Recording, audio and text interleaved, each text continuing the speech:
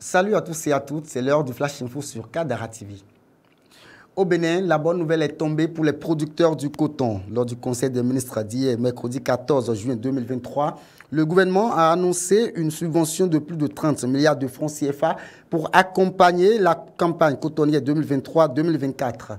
Ce fonds servira à subventionner l'achat des herbicides au profit des producteurs dans un contexte mondial de coûts élevés des produits. L'État béninois décide donc d'apporter son soutien aux cotonculteurs en raison du prix élevé des engrais et de l'indisponibilité de certains types d'intrants, notamment le NPK. Les dispositions sont donc prises par le gouvernement pour le bon déroulement de cette campagne cotonnière 2023-2024.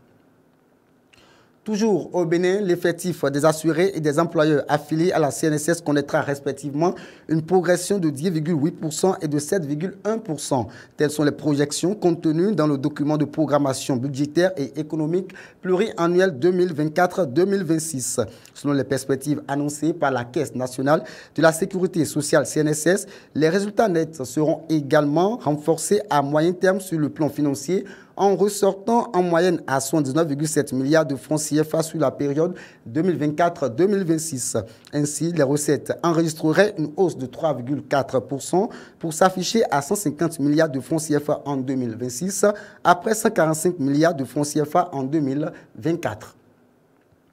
La zone industrielle de Glodjigbe bénéficie désormais de nouvel appui financier. Pour un montant de 6 milliards de francs CFA, la Banque ouest-africaine de développement BOAD et Atlantic Group ont signé une convention de prêt ce mercredi 14 juin 2023 à Novotel Hôtel à Cotonou. Ce partenariat intervient dans le cadre de la conception, la construction et l'exploitation d'une minoterie dans la zone industrielle de Glodjigbe.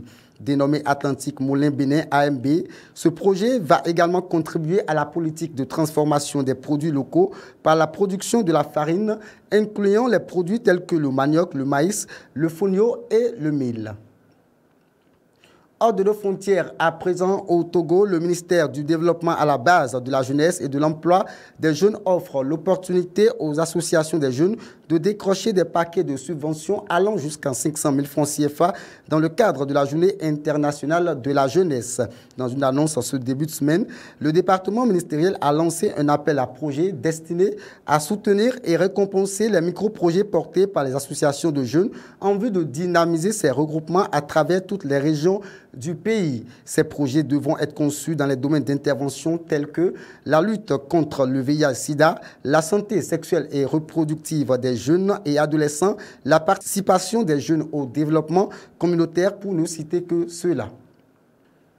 Et pour finir, les investissements directs chinois en Afrique ont atteint 3,4 milliards de dollars en 2022. Selon les données publiées par le ministère chinois du Commerce le 13 juin dernier, ces investissements ont augmenté de 24% au cours des 4 premiers mois de cette année par rapport à la même période de l'année précédente, s'élevant à 1,38 milliard de dollars.